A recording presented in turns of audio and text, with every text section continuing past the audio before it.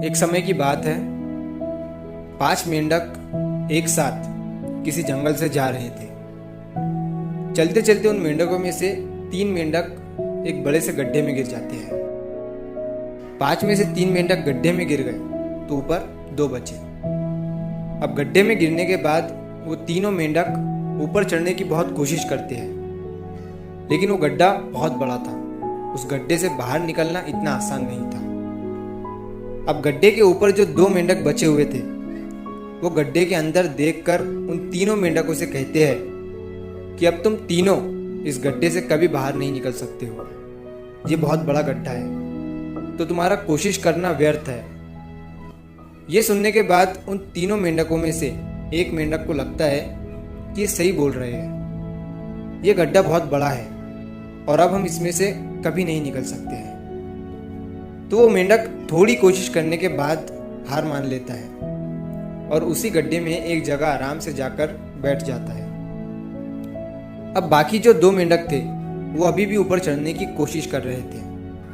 अब उन दोनों को देखकर ऊपर वाले मेंढक फिर से उन्हें ये कहते हैं कि तुम जो कोशिश कर रहे हो वो बेकार है। तुम इस गड्ढे से कभी बाहर नहीं निकल सकते हो और अब तुम्हें अपनी सारी जिंदगी इसी गड्ढे में गुजारनी पड़ेगी। अब ये सुनने के बाद जो 2 मेंढक कोशिश कर रहे थे ऊपर चढ़ने की, उनमें से एक और मेंढक को ये लगता है कि ये सही बोल रहे हैं। अब हम इस गड्ढे से कभी बाहर नहीं निकल सकते हैं और वो भी हार मानकर बैठ जाता है। लेकिन अभी भी उनमें से एक मेंढक ऊपर चढ़ने की कोशिश कर ही रहा था।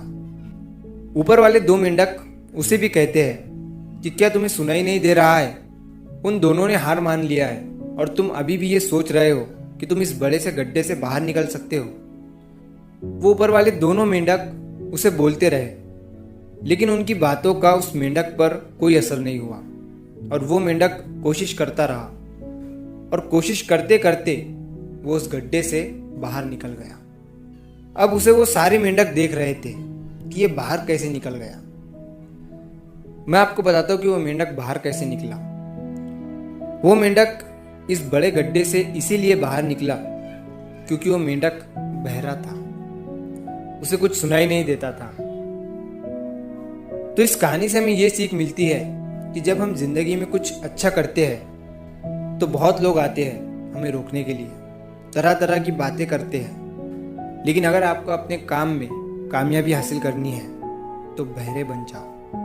उनकी बातों का अपने ऊपर कोई असर ही मत होने दो, क्योंकि सबसे बड़ा रोग क्या कहेंगे लोग। लोग तब भी कहते हैं